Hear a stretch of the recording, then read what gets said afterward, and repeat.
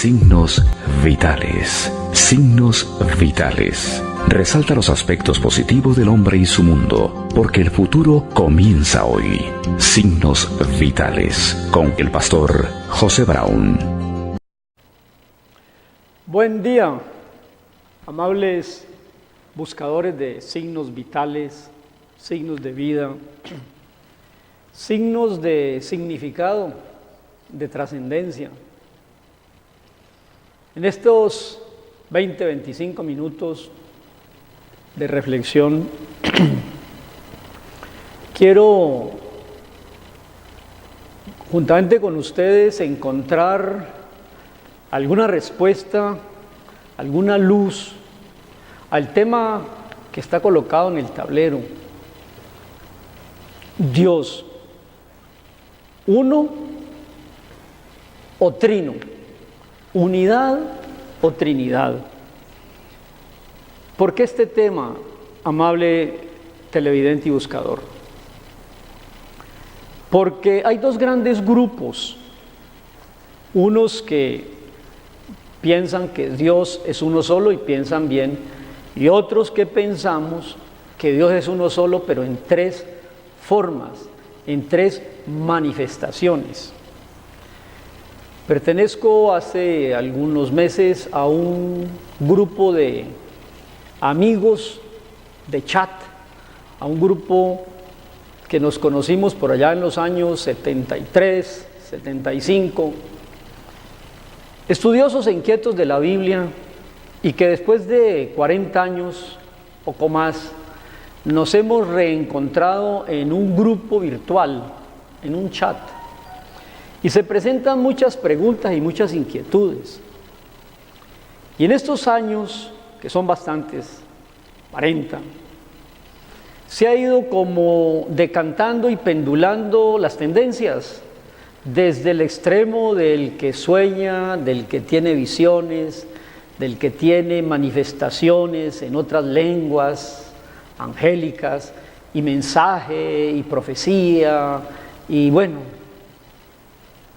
Y el otro extremo, pienso yo, que se ha ido a la ortodoxia, a las raíces hebreas de la fe, porque en mayor o menor grado nuestra fe en el Mesías tiene su raíz en la Torá, en el mensaje que Dios le entregó en el Sinaí a Abraham.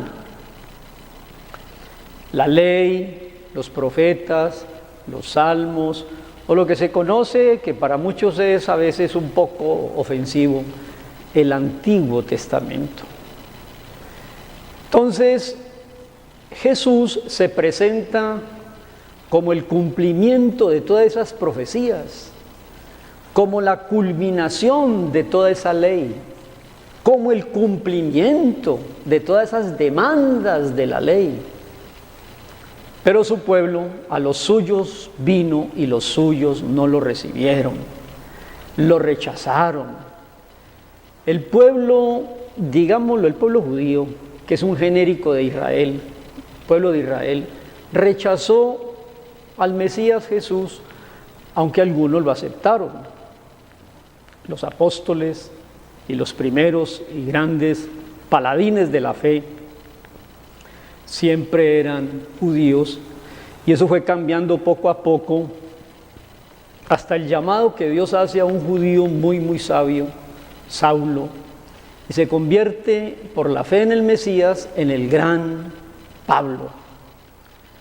Pablo ha escrito, valga decirlo, el 25% de los textos del Nuevo Testamento.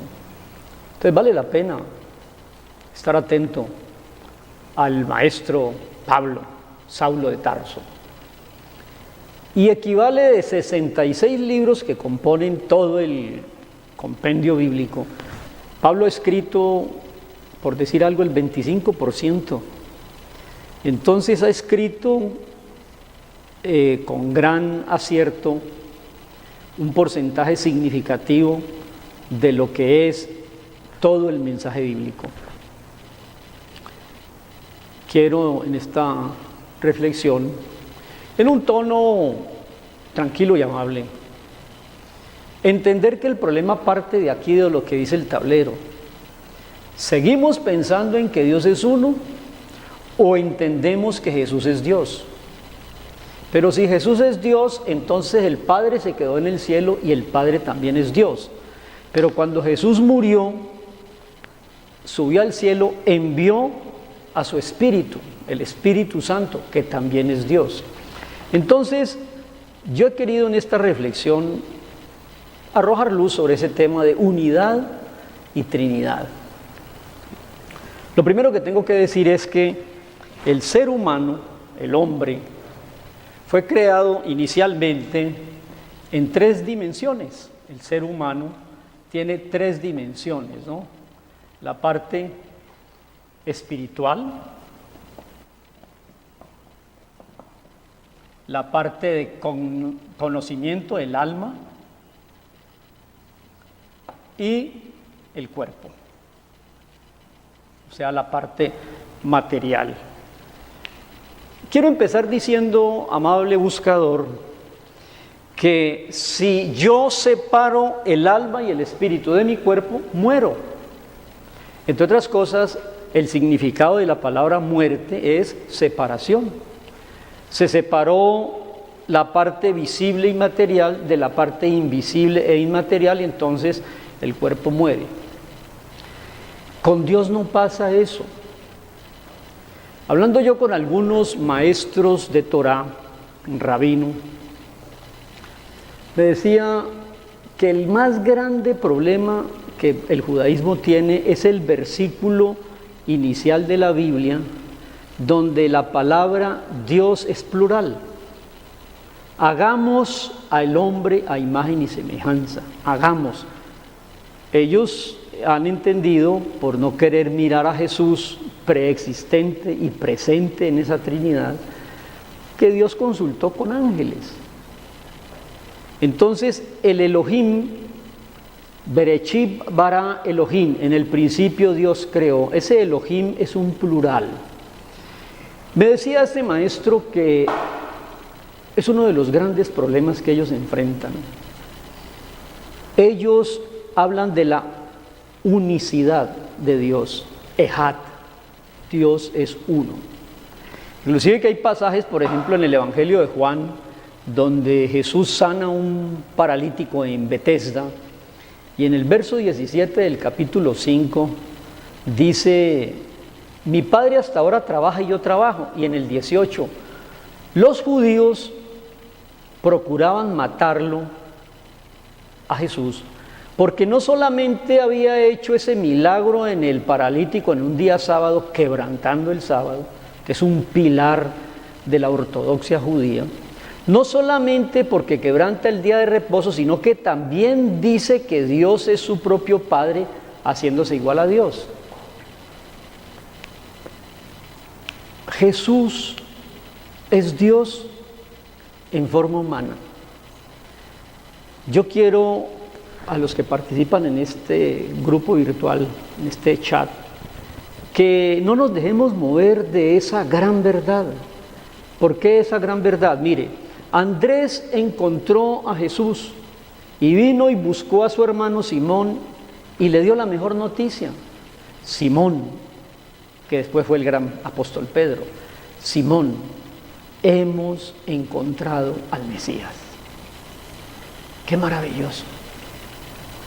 Todo el Antiguo Testamento de los judíos y de los israelitas apuntaba al momento culminante de ver encarnado al Mesías. Jesús vino y no lo reconocieron, por algunas razones que ellos dan, que yo diría puedo entender, pero no aceptar.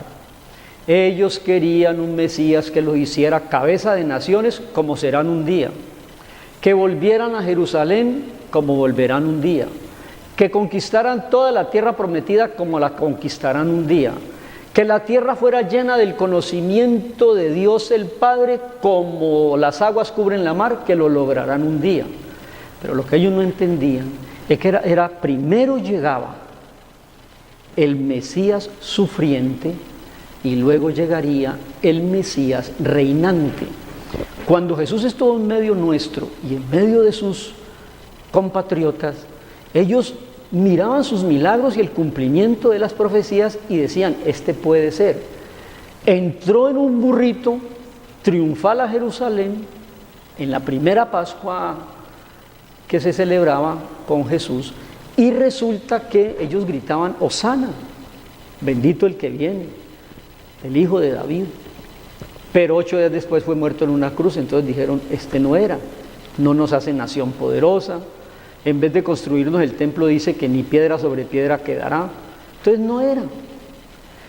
No entendieron que primero venía el Cordero sufriente y luego vendrá el Rey gobernante. Cuando venga por segunda vez como Rey, que eso esperamos los cristianos, entenderán en ese momento los judíos y harán lamentación por él porque fue herido en la casa de sus amigos.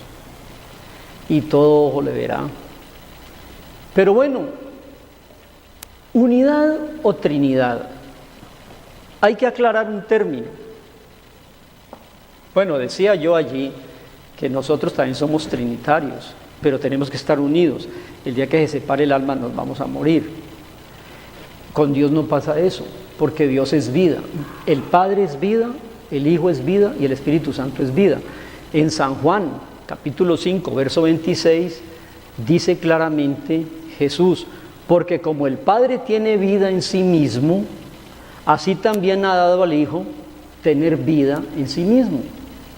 Dios puede vivir como Padre, Hijo y Espíritu porque Él es el dador de la vida, yo no. En el momento que se me separe a mí la parte inmaterial, muero.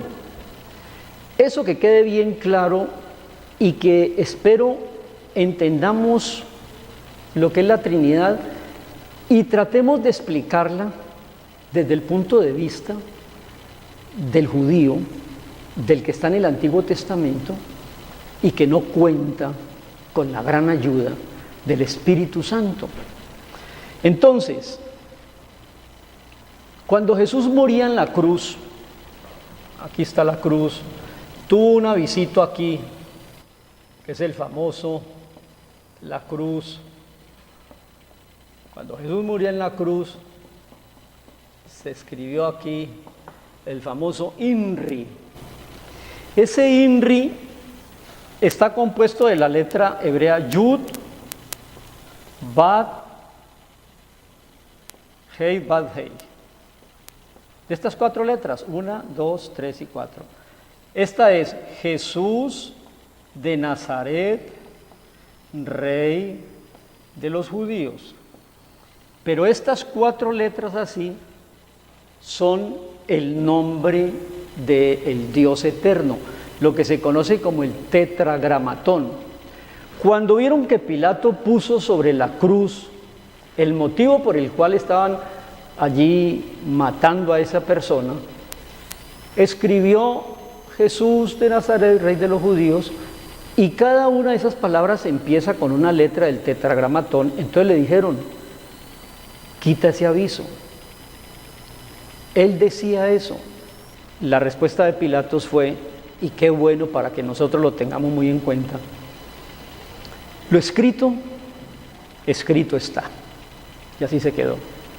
Pues bien, si lográramos creer profundamente que Jesús es el Mesías, que fue el primer mensaje del Evangelio de Juan, hemos hallado al Mesías, y nos quedáramos allí plantados, no tendríamos ningún tipo de problema doctrinal.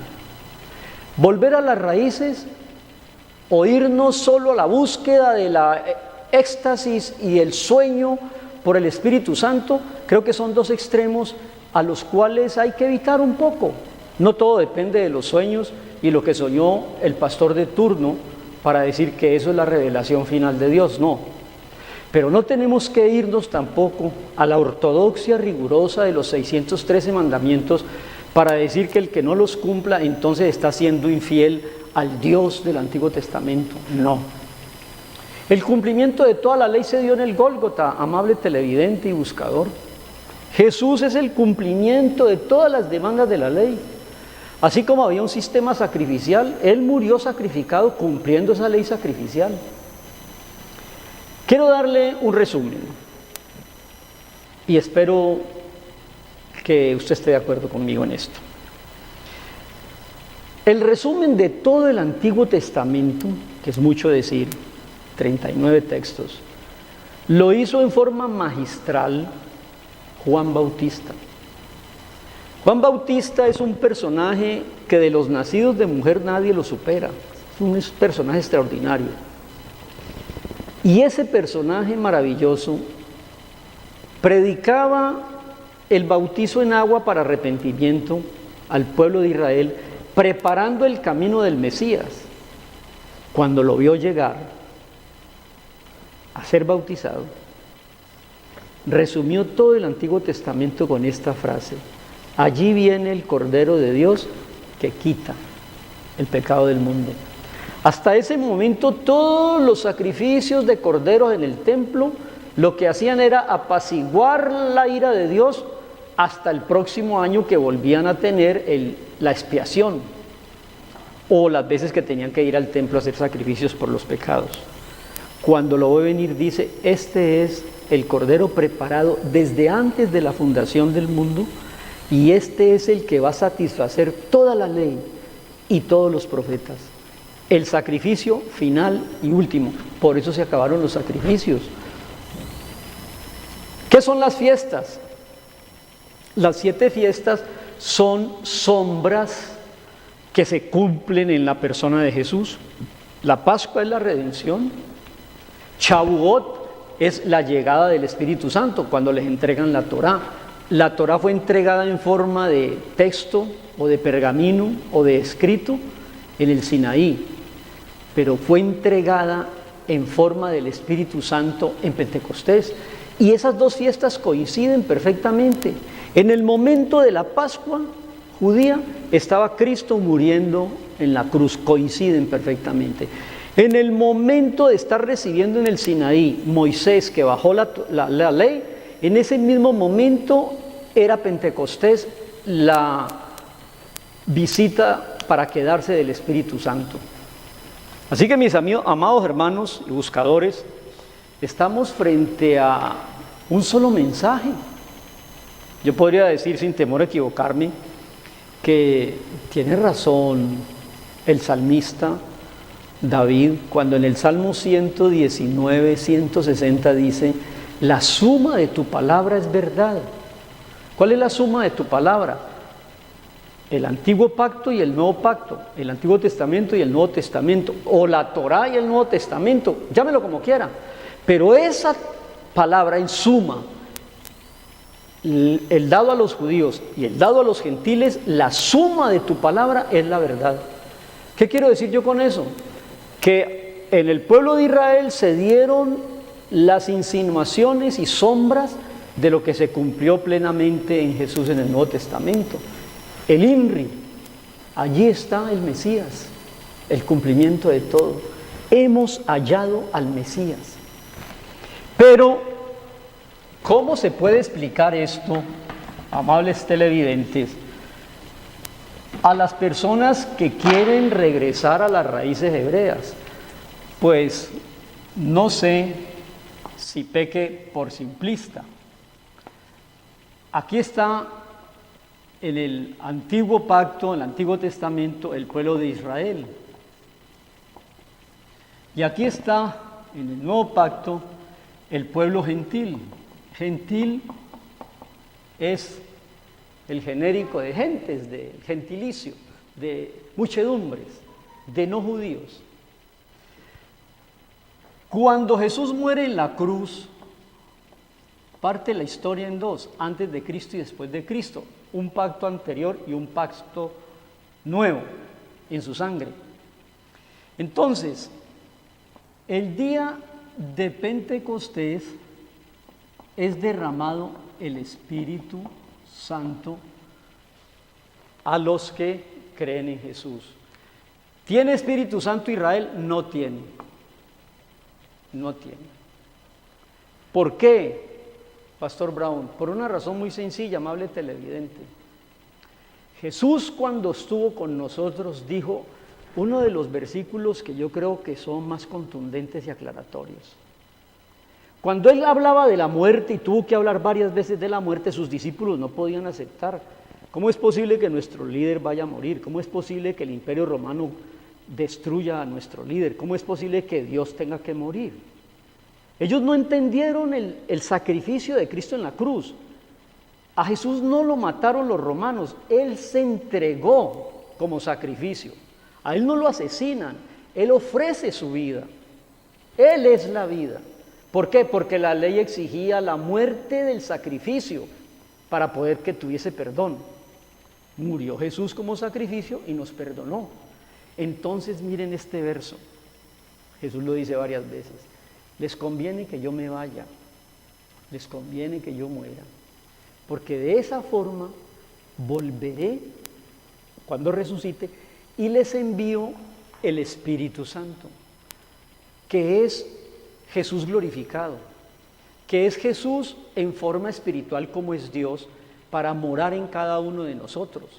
Rápidamente le puedo decir que cuando Jesús estuvo físicamente aquí, tenía un gran problema, que no podía estar en un lugar al mismo tiempo, sino en un solo lugar.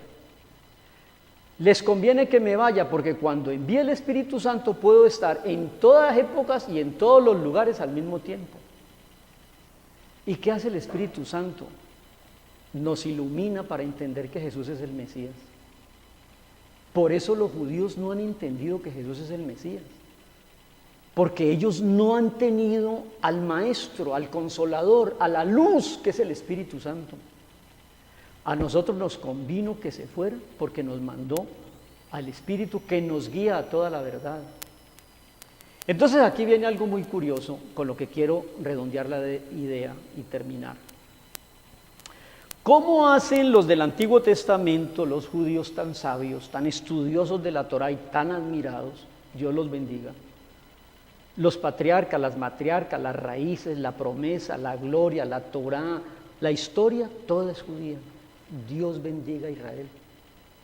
Pero ellos sin el Espíritu Santo, ¿cómo hacen? Pues mis queridos buscadores, yo admiro cuando leo algunos de sus textos por los grandes sabios, la profundidad de su estudio sin el Espíritu Santo, que han llegado a desentrañar grandes verdades de la Biblia que a mí me han servido mucho. Por ejemplo, ellos tienen algo que se conoce como gematría o gematria. Gematría o gematria es el equivalente numérico de letras hebreas. Algunos han vulgarizado la gematría y la han convertido en numerología para que usted juegue el chance y se lo gane. Nada que ver. Algunos han confundido el estudio profundo de la Kabbalah, de la Torá, del Zohar y de la gematría con la charlatanería de hoy. Nada que ver. Para ser un cabalista tiene que ser una persona instruida, leída, estudiada, conocedora del hebreo, de las raíces, temeroso de Dios, respetuoso de la Torá, cumplidor de 613 mandamientos. Cuidado. Lo que pasa es que hoy en día cualquiera se asoma a un chat de televisión o al YouTube y dice que voy a dar cursos de Cábala. Cuidado. Los sabios conocen profundamente los secretos que tienen ellos en forma numérica. Hay un equivalente, que quiero terminar con eso, es que cuando dos palabras en hebreos tienen el mismo valor numérico, tienen una relación.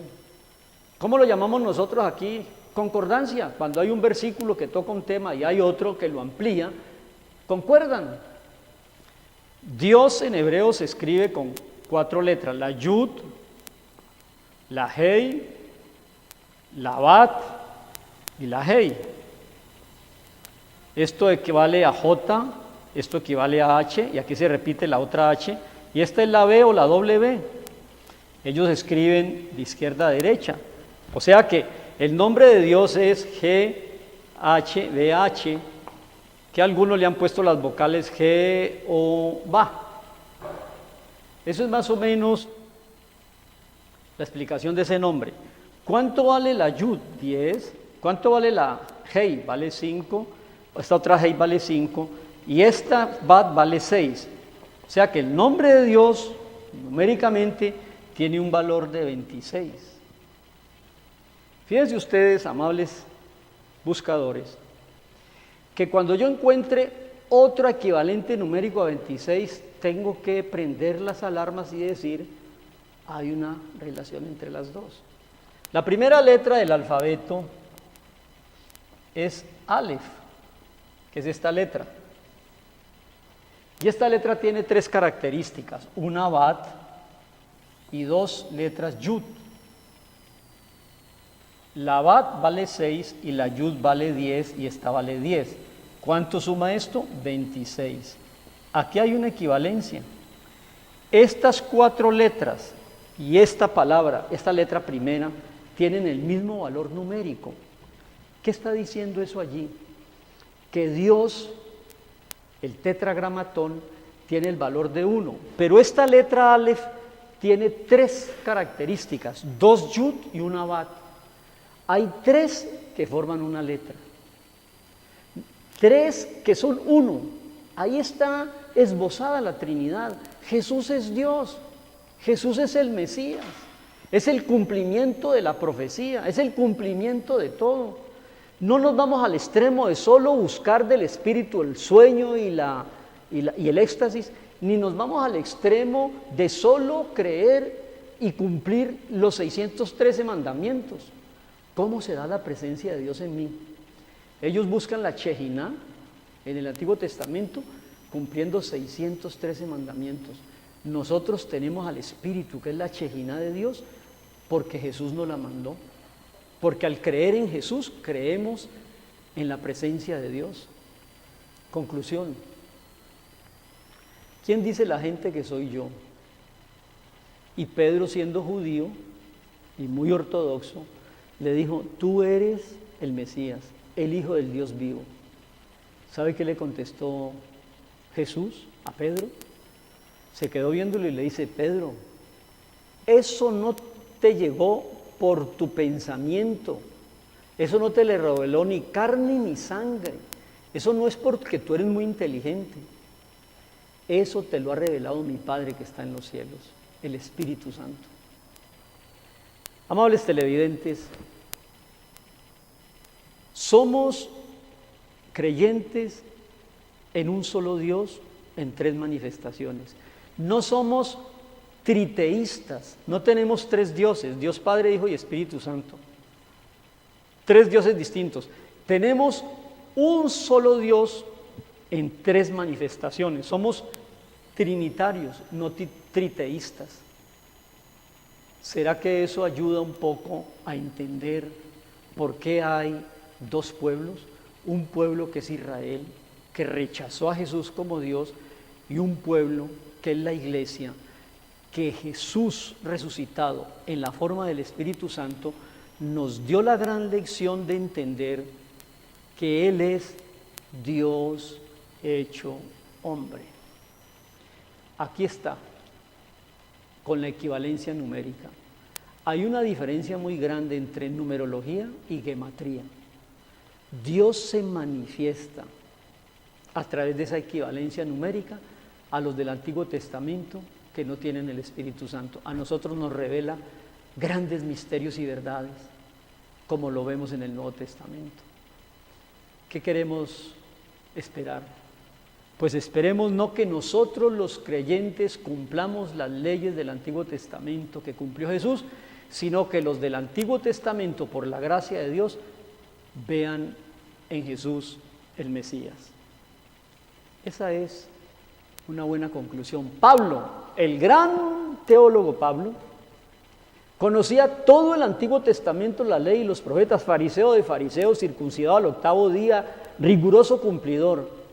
Y un día cayeron las escamas de sus ojos cuando Ananías le hizo entender por el Espíritu Santo que al que él perseguía era el Mesías. Y ese solo Pablo, ese único judío que en ese momento vio claramente al Mesías Jesús, cambió el Imperio Romano. Que Dios nos dé la gracia de no discutir por extremos de éxtasis o de legalismos, sino que nos encontremos como un día, en los años 70, hemos hallado al Mesías. Jesús es Dios. A Él sea la honra, la gloria y el honor por los siglos de los siglos. Dios le bendiga y nos encontramos en otra oportunidad. Bendiciones. Presentamos Signos Vitales. Signos Vitales. Resalta los aspectos positivos del hombre y su mundo, porque el futuro comienza hoy. Signos Vitales, con el pastor José Brown.